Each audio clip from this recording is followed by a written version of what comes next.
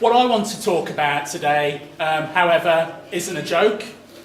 It's deadly serious, actually, because there are people out there who want to do us. There are people out there who want to remove all of the things that people in this room, that people who went before us, that our foreparents fought long and hard to get. And these weren't just little things that we can just say, well, you can have them, and we won't have to worry too much about them. These are fundamental things that people who went before us fought long and hard for, and that people didn't just sit around and say, poor working people, poor things. What we'll do is we'll give them a national health service because they deserve it. Or what we'll do is we'll give them welfare system because they deserve it. Or we'll give them clean running water. Or we'll make sure that the bins are emptied on a fairly regular basis. Or we'll make sure that people have housing that they can live in. They didn't just give us those things. We fought for those things. And folks, the time is right now.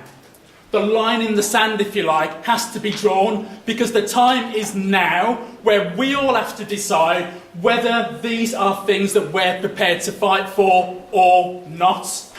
That's the bottom line. The only question I think that's in front of us right now is, what are we prepared to do together to fight for these things?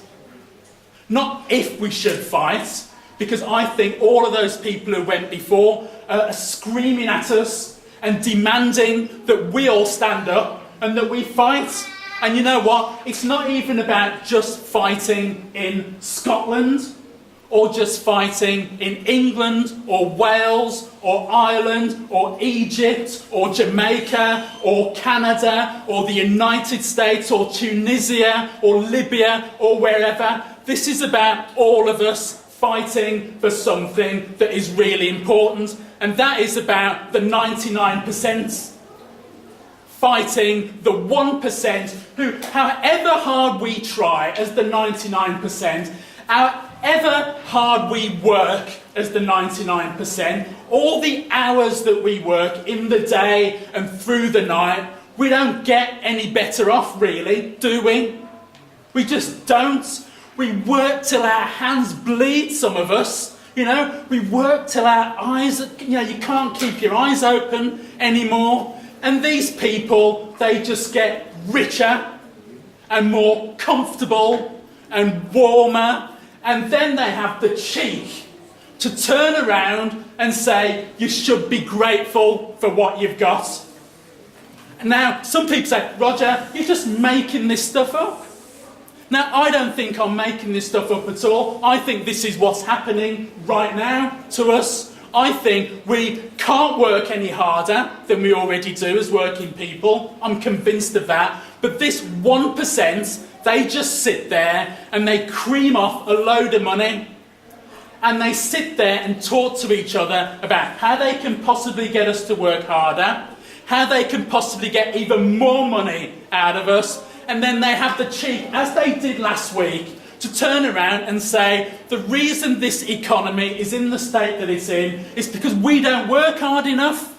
That's what they said, didn't they, last week? Some Tory stood up and said, it's you lot, it's you working people, you're to blame for everything that's going on. No, not the bankers, nothing to do with them, apparently, but us. Ordinary working people who do nothing but try and keep a roof over our head and try and keep bread on the table every day. And those things are getting harder and harder every day, aren't they?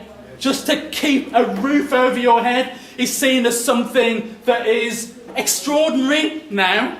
You know, I did a radio interview, a telly interview not so long ago, and it was about the changes to the agency workers stuff. Agency workers have had the cheek to have a few rights given to them in the workplace. And this interviewer was on there and he was going on to me, well, don't you think this will damage the economy? I mean, I was getting angrier and angrier at this. I mean, it's a good job that the interview ended when it did. I was saying, don't you think that this will damage the economy? And my view was that I refuse to apologise for anything that allows working people to keep a roof over their heads and to keep bread on the table, because I think that's good news, and there's no amount of hectoring that you can do to me that will make me have any other view, because we work too hard and we get too little. You know, how many hundreds and thousands of our members haven't had a pay rise in years? How many? You know? That's something that we have to deal with. You know, as prices go up, as food prices go up, as rents go up, as mortgages go up, as just the generally trying to get to work, if you're lucky enough to have a job, that money, you know, the price of the transport, even that is more expensive. And they say, just be grateful to have a job. These people have a damn cheek, I think. And I think the only thing that we have to talk about now is what are we going to do to stand up and organise. And I think that the one thing that we have to remember as working people is that we have never, ever, ever made any gains whatsoever on our own.